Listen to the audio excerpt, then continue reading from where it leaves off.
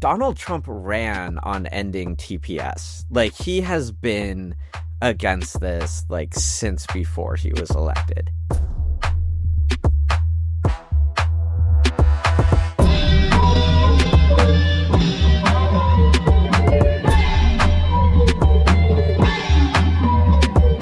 Hello, and welcome to What's Happening in Myanmar, a weekly show from the Frontier Myanmar podcast family. I'm your host, Luke Corbin. It's Saturday, November 29. Yes, we are a day late, and there's a lot to cover this week. I'll stick to what I think are the three major developments, and then put as much else in as I can around the edges. Our interview today is with Michael Haack, an activist on the advisory board for Campaign for a New Myanmar. He was last on the show just over a year ago, and Mike is going to help us understand the chaos being unleashed on Myanmar people by the Trump administration of the United States. Stick around for that. But now, let's hit the beat and get into the news. First up, resistance forces led by the Karen National Liberation Army, the KNLA, have taken control of a scam compound. Over last weekend, the KNLA clashed with the military near Minlepan and Injinmine villages in the south of Myawaddy township, which borders Thailand. Democratic Karen Benevolent Army, DKBA, soldiers became involved on Sunday when they fired upon KNLA soldiers that were nearing a compound in Minlepan. Now, I know it's confusing, but the DKBA here are a splinter group of the Karen Army that went on to become the Karen Border Guard Force. That army itself originally split from the KNLA in the 1990s and signed a ceasefire with the military. Enough about that. Then, the KNLA attacked back, and after defeating the DKBA force, hundreds of them reportedly surrendered, the KNLA discovered that the compound was a cyber scam centre. It was being guarded by the DKBA soldiers. The KNLA detained them, their family members, and scam industry workers, including foreign nationals.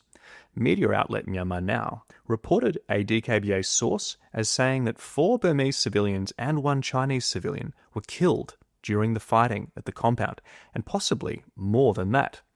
They also said that the compound was awash with small arms and weapons, which were being bought and sold there. The Karen National Union, the KNU, which is the political arm of the KNLA, then sent a team to the compound and has been consulting with authorities from Thailand and authorities from other unspecified nations to identify any victims, investigate the centre in general, and collect evidence. In doing so, it's possible that the KNU is consulting with the United States' new scam task force. The KNU says it's found over 2,000 people in 20 concrete buildings across the Minlepan compound, and it's identified rooms that appear to have been used as torture cells. Since then, over the course of this week, there's been conflicting information about just how many people from the compound have made their way out, have been successfully sent on to Thailand authorities. On Wednesday, the military hit Minlepan with airstrikes, but they apparently missed the compounds and landed on residential homes nearby instead. Now, this compound was apparently run by a Chinese syndicate, and the DKBA soldiers there were under Commander Nay Pyi Taw, who reports in the DKBA to Saw Ja Hla, who is one of the 4 DKBA leaders sanctioned by the United States. A source told Myanmar Now that the KNU and the DKBA are now negotiating. Quote, "It's a big scam site, and as the KNU has taken it into their hands, they want to resolve this politically." While there's still a lot that's confusing and unclear about these events this week, the KNLA's involvement in the raid has already led to much more transparency than we saw with the military's recent scam raids just nearby over the preceding weeks. And second up, some elections-related news. The military regime has carried out another of its irregular and arbitrary amnesties, this time for people charged with and detained under Section 505A of the Penal Code, which basically refers to the charge of incitement. Most people targeted with 505A since 2021 are political activists and political prisoners that protested the military coup. The regime on Wednesday announced that 3,085 prisoners convicted under 505A could walk free, but rights groups say the actual number of released people has been far lower than that. This could be because those convicted under 505A and other charges as well may still have to serve out the terms for those other charges, even though their 505A conviction is now wiped. The amnesty also dropped incitement charges against 5,580 people outside the prisons, including some who fled and were charged in absentia. How does this relate to the election? Well, the military regime claims the amnesty was so that these 505A targets can now vote in the military's upcoming election. To quote from military-owned media, the amnesty was issued to ensure that all eligible voters in the upcoming multi-party democracy general election are able to cast their votes freely and fairly. In this interpretation, ironically, voting in the upcoming election would actually signal that a 505A target has given up their protest for democracy and succumbed to military rule. This week, reports emerged from several towns across Shan and Karenni states and Bago region that military administration officials and Union Solidarity and Development Party members, that's the military proxy party, that these people have been pressuring residents to attend campaign rallies, to attend voting demonstrations, and even to cast advance votes. Well, on Wednesday, the Thailand Foreign Minister Sihasak Phuangketkeow said at an event in Bangkok that the military's election will likely be neither free nor fair. Agency France Presse reports him saying, quote, "My feeling is that we won't be in a position to recognise these elections." But he did suggest that the elections could lead to reform, noting that the former general, Thein Sein, was elected in an imperfect poll in 2010. But he did later free the National League for Democracy leader Aung San Suu Kyi from house arrest. He then called for the Myanmar military to free the ousted state councillor Aung San Suu Kyi now.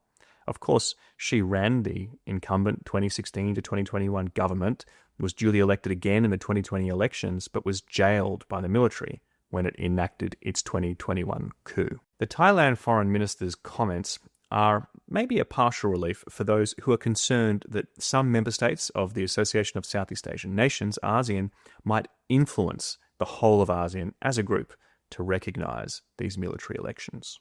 And in the last piece of related news, building on our conversation with Joseph Young on this podcast last week, the military regime has indeed entered Mogok and Mongmit.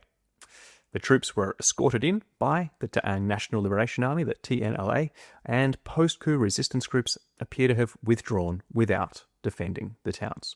The TNLA's administration departments left Mogok for Namsan in TNLA territory on Tuesday, and if the military regime wastes no time, it looks likely that they will now be able to open voting booths in Mogok and Mongmit. Losing Mogok is really devastating for resistance groups, given that the town's ruby mines are an important source of revenue for ethnic armed organisations and anti-coup resistance groups. The Mandalay People's Defence Force, in particular, helped take and control Mogok, and it has lost huge swathes of territory in recent months, as well as having two of its key leaders embroiled in an appropriations scandal that is now being investigated by the Exile National Unity Government. And briefly, lastly, third up in the news, the Belarusian President Aleksandr Lukashenko jetted into Nay Pyi Taw on Thursday. The dictator was welcomed by several senior military regime officials before he went on to meet coup leader Senior General Min Aung Hlaing at the presidential palace. Belarus has been providing advanced military equipment to the military since its coup, and the Belarusian state-owned news agency reported that the two leaders would discuss, quote, promising areas of bilateral interaction, including cooperation in agriculture, pharmaceuticals, industry, and humanitarian assistance. Min Aung Hlaing met with Lukashenko in Belarus in June, and Lukashenko's reciprocal visit makes him the second foreign leader to visit Myanmar since the 2021 military coup, and the first and only from outside Southeast Asia. Min Aung Hlaing was apparently so pleased with the visit that the military regime has renamed a street in Nay Pyi Taw Minskaya Street after the Belarusian capital, Minsk. The nearly 4-kilometre long road was inaugurated at a ceremony attended by Belarusian officials. And now I'm just going to take a quick minute out of the show to tell you about Frontier Myanmar's other podcast. It's called Do Atan, which means Our Voice, and it's focused on human rights issues in Myanmar, produced in both English and Burmese languages. There's a current video episode up about the home of Ko Tiha, a member of the civil disobedience movement who opens up his household on the Thailand-Myanmar border to people fleeing political persecution. And on Tuesday, the regular audio episode dropped about villages that are being repeatedly raided in Mogok and Sagaing regions, fueling cycles of displacement. You can find all the Do Atan episodes on all the normal platforms, as well as on the Frontier website. Now, on to the big interview story for this week.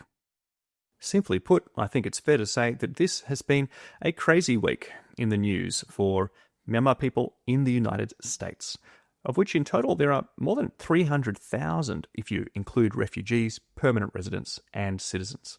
So, to start, on Monday, the United States announced the end of Temporary Protected Status, or TPS, for around 4,000 Myanmar nationals in the country. That'll happen from January 26, which is the day after the military regime's multi-phase elections are likely to conclude. The TPS is short-term protection that shields people in the US from deportation to unsafe environments, like those with armed conflict or natural disasters, and it allows them the right to work. Secretary of Homeland Security, Kristi Noem, said, I quote, "The situation in Burma has improved enough that it's safe for Burmese citizens to return home."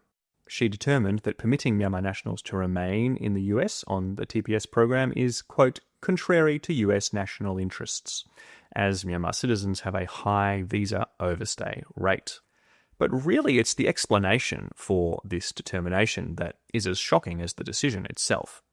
The US Department of Homeland Security has claimed that there have been improvements in Myanmar's governance and stability at the national and local levels. This is despite the civil war, military atrocities targeting civilians, ongoing political repression, and the many humanitarian challenges afflicting the country. The department cited the regime's nominal lifting of the state of emergency on July 31 and then the announcement of the, quote, free and fair elections as being positive developments. This ignores all the expertise and the, quite straightforward evaluations that these elections will be anything but free and fair. And it ignores the fact that while, yes, this state of emergency was supposedly lifted, martial law continues in many parts of the country. The US Department of Homeland Security also mentioned the Chinese brokered ceasefires between the military and the Myanmar National Democratic Alliance Army and the TNLA as being examples of success in the country's peace process. It claimed that administrations established by ethnic armed organizations signal, quote, broader improvements in Burma's stability. This is despite the fact that those territories are largely blockaded by the military. For example, people in Rakhine State are really struggling, immiserated, and there are frequent airstrikes on territories controlled by ethnic armed groups. And then the cherry on top, the US State Department currently advises Americans not to travel to Myanmar due to, quote, armed conflict, the potential for civil unrest, and wrongful detentions. While this has shocked the Myanmar community in the United States, Myanmar military spokesperson Zaw Min Tun applauded the decision. I'll quote him, "The government extends a welcoming hand, inviting them," so that's the 4,000 supposed returnees, "to participate in building a modern, developed and progressive nation." Well, to talk about this, I'm so happy to have a friend of the show, Mike Haack, here. Hello, Mike. Cool. Hey, thanks so much for having me. I'm excited to chat. So let's begin at the beginning. The previous Joe Biden administration designated Myanmar a TPS country in 2021, 3 months after the military coup, renewing that status in 2022 and extending it again from May 26 last year to today. Was there anything at all controversial about that at the time in America? Yeah, no, absolutely not. There was nothing controversial about it. And I do think that does show how this current administration is a departure from the norms that you typically see from the United States. I first started working on sort of U.S. Myanmar policy during the Bush administration, and that it was relatively consistent, even with previous administrations. Sort of idea that the U.S. is a beacon of democracy, that it has certain responsibilities to other countries, even though obviously everyone who knows about world history knows that that sometimes is true, sometimes it isn't. But at least there was this sort of ideology that we had a global responsibility to help countries that were struggling for what we saw as similar values. And this particular attack on TPS, I think, is part of a larger departure from post-war norms. Right, and it's not just Myanmar, it's a few other countries too. But what's behind this TPS, this revoking of the TPS, and why is it happening now? Donald Trump ran on ending TPS. Like, he has been against this, like, since before he was elected. And Burma is not the only country that lost TPS this year, right? Like, every single country is not being renewed. And in every single case, they make a similar argument, because of the language behind TPS is that this temporary protected status will exist until the conditions change inside the country. The secretary then has to make the determination that things have changed in the country. So they've not only said this about Burma, they've said it about Venezuela, which you might know the U.S. is also, it seems to be planning an invasion of, or at least like threatening to plan an invasion of, or something like that. And they've also said this about Haiti, which you might know that is the capital is currently controlled by gangs. And so it's definitely not gotten better there either. And so there's a similar line of argument in every single cancellation and so it makes me think that they're not actually dealing with facts in particular. They're just looking for, they have a conclusion, which is that things got better, so we can cancel this program. And then they go out and look for facts to support it. There's been a lot of talk that maybe lobbyists that the regime hired got to them. Maybe that was an easy way to find those facts. But the fact that they said similar things about Venezuela and Haiti makes me think that they're just out there looking for the facts. Why do they care about this is another good question. If I work at a labor union, it's sort of my day job. And if you look at the Department of Labor website, what it says today is, immigrants have driven down wages. They've meant that Americans aren't able to enjoy the benefits of technology. And so this is the line, right? I mean, I think it is about dividing working people, setting poor people against poor people, and, immigrants, people who are here on something like temporary protected status, make very easy and vulnerable targets. And yeah, I mean, there's different people you can blame for inequality and poverty in the United States. I tend to think it has to do with the people who get very rich off the people who are not rich. But the Trump administration is really pushing this idea that it's those refugees' fault that your life isn't as good as you hoped it would be. And so that's sort of the political use of it. And there's been a lot of complaints, like, how could they say that things are getting better in Burma when other parts of the administration are confirming that they're not? I think the administration is quite capable of talking out of both sides of its mouth. I think DHS is going to keep saying things got better so that they can deport people or force them out of legal status, at least, and make them live in fear. And then the State Department will continue reporting on the sham election, and that those will just continue to be incongruent is my expectation. Yeah. If this determination was released just as a sort of America First policy, it might not have attracted so much attention. But the inclusion of this cherry-picked mix of facts and half-truths that supposedly make up improved conditions in Burma has really outraged people. Well, first of all, it's weird that the Department of Homeland Security is making that evaluation and not maybe the State Department and National Security Council or something. But the way that the TPS policy is written, it says, this policy will, once a country is determined as being under TPS, it's going to stay under TPS until conditions improve. And I think that there's just very opportunistically using facts. I mean, again, I went back and I read the determination not just for Myanmar, but for Haiti and Venezuela too, just to compare, because I sort of had a hunch that maybe this was a sort of, and yeah, I mean, they read very similar. Things have gotten better in Haiti, things have gotten better in Venezuela. That's why we can do this. And I mean, it's clear that other pieces of the administration don't believe that. I think it's still very possible and even likely that after the election, the State Department calls it a sham election. The Treasury continues to sanction various individuals. This strikes me as just an incredibly opportunistic thing that they felt like they had to say in order to get rid of this program, which is their top priority. And this is not all, because this week it was also confirmed that the Trump administration will retroactively vet or reassess the status of around 230,000 refugees who were admitted during Joe Biden's government from 2021 to 2025. The Department of Homeland Security data says that the US has admitted around 16,370 refugees from Myanmar during that period.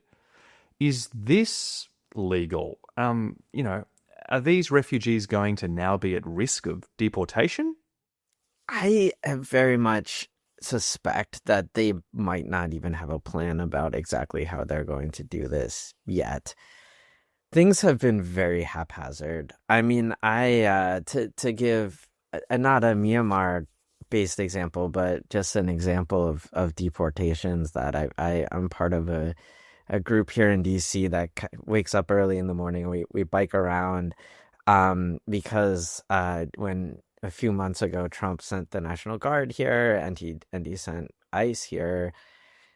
And I mean, it's quite shocking. You can bike around Washington, D.C. in the mornings and spot people being pulled out of their cars with their spouses crying and, clearly pulled over because they're people of color with a ladder or something on their car. So they're going to do some construction work, which I would say is the most dangerous work in the U.S. Roofers, it's most deaths of any industry. And yeah, I mean, I saw it myself. They smashed the window of a van, pulled a man out while his wife was screaming, and that was it. And they have been doing this. I've witnessed about 3 or 4 times of ICE abducting people. And the ICE people, they're not wearing uniforms. They don't appear to be trained. In the US, if you ask an officer for their name and badge number, they legally have to give it to you. ICE does not do that. I would love to think that this vetting is going to follow standard legal procedures. I mean, I very much believe that the rule of law is essential to what it is to be the United States, but it's quite possible, I would say likely, that whatever vetting they're considering is going to be pretty haphazard and not following some kind of procedure or legal mechanism. I mean, again, I work for a labor union, and one of our members was, we do hotels, restaurants, casinos, and one of our members is a restaurant worker, and he was on his way to the grocery store, and they snatched him up, and he was in El Salvador about a week later. It's been pretty brutal over here.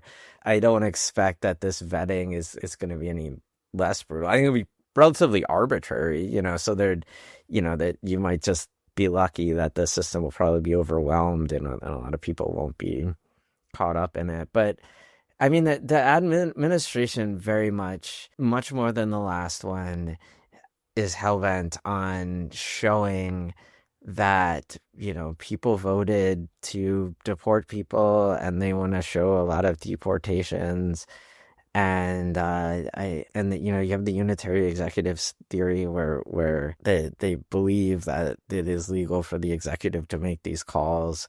That's what we're seeing. It's pretty shocking. So I expect this vetting is going to be relatively haphazard and particularly well thought out. Is all I can say about it. I don't know. Okay, well, haphazard may be the best news we can get off the back of that report, but it would still leave Myanmar refugees in the US in really precarious conditions. Let me just paint what we could see here. I mean, you can imagine someone who worked before the coup for a political organization or an NGO, something like that, which, let's say, even received funding from the US for years, media funds or perhaps from the National Endowment for Democracy. You can imagine this representative refugee fleeing military detention and torture in 2021 to seek refuge in the US, being successful as a refugee fighting for rights and an open society in Myanmar, like they have in the United States. And now this person potentially being, like you said, hunted down by masked agents in plain clothes, pulled through a car window and shipped back to Myanmar. That's a possibility. Absolutely. And the places that Burmese refugees work are the exact kind of places that get raided. And the Supreme Court has basically said if you're a person of color that has a job like that, then that's enough for a reasonable suspicion to be pulled over. And, it's a pretty dark situation. Well, yeah, then there's another bombshell this week. The Trump administration has also announced it will now re-examine permanent residency green cards already issued to immigrants from 19 countries, including Myanmar. Now, of course, Myanmar citizens have been barred by the Trump administration from entering the United States now, just full stop, but permanent residents can still go out and in, as you would hope. Yeah. So again, is this legal? Is there a precedent for revoking permanent residency in the United States? Is this just more bombast from Trump, or is it actually possible? That's a great question. So there is some precedent for it. That a very small number of naturalized people, from my understanding, were revoked of their citizenship during the Obama administration. They were people accused of terrorism. But the last time the U.S. did this on any kind of large number was the pre-war era. You might know about this. Like John Reed and all these sort of Russian immigrants that were involved in labor organizing were sent back. So there's some precedent, but I think a lot of things with the Trump administration, that there's very little precedent in my lifetime, let's say, or my parents' lifetime. You have to go back to my grandparents' lifetime to see this kind of action in the U.S. Then would people in America actually support this? It could start with these 19 countries, but if global conditions change, once the precedent has been set, it could become very nasty. There's over 10 million green card holders in the United States right now. That's a great question. America's a very big country, right? Where I think we're at 340 million people. And so obviously we don't think with one mind, and it's a very polarized country at the moment, but it's polarized in all kinds of different ways. I think that there's a few answers. Like, there's some people I think who just want to see blood. I mean, they feel like that the sort of American way of life has been denigrated. Their kids can't do as well as they did. Maybe they are the kids who feel like they can't do as well as their parents. And they're looking for people to blame, and they believe the Republican Party that it's a fault of immigrants, that the sort of social mobility has declined in the United States. And if you look at Trump's social media, it celebrates this stuff. I mean, he's not like he's hiding it. So there's some kind of calculation there that this is politically good. So there's that element. But I'm of the mind that he has really overplayed his hand. Like when most people voted for Trump, I think they were voting for the first Trump administration. They weren't voting for the more sort of white nationalist side of Trump. They were voting for a lot of verbose statements, but not effective action.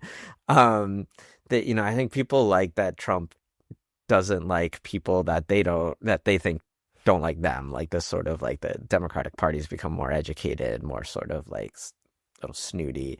And so they like Trump because he'll yell at them. But I don't think they were looking for this. And I think If you ask people, do they like following the law, and they say yes, and should people follow the law, they say yes, and so they do they like illegal immigration, and no. But then the actual process of snatching people up and sending them out of the country is brutal, and I don't think people like that kind of brutality. And I mean, in this case, these it's not even like that they cross the border illegally or don't have legal status. Is that you're taking people's legal status, and then you're either deporting them or you're letting them continue living in the United States but living in fear because they no longer have legal status, or they leave voluntarily. But even so, it's a brutal way to do it, especially people that you've invited in. You've seen in the past few days really the instrumentalizing of this shooting in Washington, D.C. Okay, a quick interjection. Mike there is referring to the shooting on Wednesday in the United States East Coast time of two National Guards by Ramanullah Lakanwal, who resettled to the United States in 2021 from Afghanistan. He's a father of five who helped guard US forces at Kabul airport as thousands scrambled to escape Afghanistan during the US withdrawal. Before, his unit was airlifted to the States. He was a GPS specialist deployed with the Kandahar Strike Force for many years, and that force was initially operated under the US Central Intelligence Agency. His reasons for shooting and killing one of the National Guards are unknown. And I think Trump believes he's going to get a lot of, this feels like the perfect excuse to do a lot of these things. Is that going to land the same way with the public? I'm not sure. I mean, in the past there were three elections recently, and those were all kind of sweeping successes for the Democrats. So, maybe this is backfiring. He's got 3 more years, though. And so, how much damage can be done in that amount of time? What does the American Republic look like after it? And for Burma, what does that mean? I mean, the U.S. has been a long time ally of the democracy movement. I mean, obviously imperfectly, but an ally nonetheless. And it's been for a very long time a place where kind of political exiles who are pro-democracy can live, can produce media for as long as I first went to Burma in 2002, and so for at least that entire period, and I think for at least a decade previous to that, the communication between the United States and people in the United States and exiles in the United States and people in Burma was I think, key to a particular political project. That's going to continue to get harder, I think. I mean, it's hard not to see it any differently. I mean, one good thing is that the Burma caucus, which is led by a Republican, Bill Hazenga, has condemned this TPS being revoked and called on the Trump administration to not say those sort of things about the election. And it does seem like, though, that the executive has kind of just sidelined Congress. In previous U.S. governments, they would listen to their own party in Congress, but this doesn't seem like that. It seems like Congress is largely sidelined. I think if there's one hope, it's that this is a kind of Christian nationalist regime. At least Christian nationalists have a lot of say in the U.S. government right now, which I think is terrifying. But one upside of it is that maybe the Karen, the Chin refugees, which there are large numbers here in the U.S. and they do exist in the sort of conservative movement here. You might be able to get some movement there within the White House to be a little bit more lenient. That is the one voice I guess they would listen to. But yeah. Yeah, there's just been so much going on. I haven't really been able to keep track of much of a response to all this from the Myanmar American community yet. So in these last few days, from your perspective, are people incensed? Are they getting involved now more somehow? Yeah. Yes. Yeah. I mean, there's been a lot of response. I think a lot of anger about particularly the idea that things are going to get better back in Myanmar has been the biggest response. People have been calling their members of Congress, both Democrat and Republican, and Bill Kazanga going against his president does, that is significant. And I do think that is a direct response. He always talks about the Burmese people in Michigan who he represents. And it is a response to that, to having that constituency, which is good to see. I mean, that's like democracy functioning the way it's supposed to. So that, yeah, there's, to the extent that you can see bright sides, it's there. I mean, obviously, like people helping people, there's been a lot of people just reaching out to each other, making sure that they're doing okay during this moment. I've been talking to, Burmese friends here in the States about their reactions. And I think, that kind of people to people connection is very necessary right now. And we'll see what comes next. I mean, I think, just continuing to tell the truth and continuing to follow what's happening and continuing to engage with politics is the only way. Thanks, Michael Haack. Hopefully we know more soon about which of these initiatives are permanent, semi-permanent, or maybe even in a best case scenario, which ones never get off the ground at all. Cheers. Yeah, thanks so much. It's I don't want to say a pleasure, but it because we're talking about very dark subjects, but it's wonderful to talk to you. So thank you. That brings us to the end of the episode. Remember, you can join Frontier as a paying member if you're not one already. You'll get access to a wide range of content, from daily briefing newsletters to invitations to events, like one to the panel that Frontier is holding on Tuesday, all about the effects of climate change in Myanmar and the recent COP30 conference in Brazil. Go to frontiermyanmar.net/memberships. And of course, if you already subscribe, thank you so much for your support. Check out this week's feature story about the ongoing difficult conditions in Arakan Army-controlled Rakhine State, where destitute locals are turning to begging for money for food. Authorities in Mizoram, India, closed the border with Balewa Township on November 13 to contain a cholera outbreak. That border serves as a vital link for trade into Arakan Army territory, and prices for petrol and cooking oil have increased by 50% since then. Also remember, you can email the show at whimyanmar@proton.me. We really enjoy hearing from you. Until next week, farewell and take care.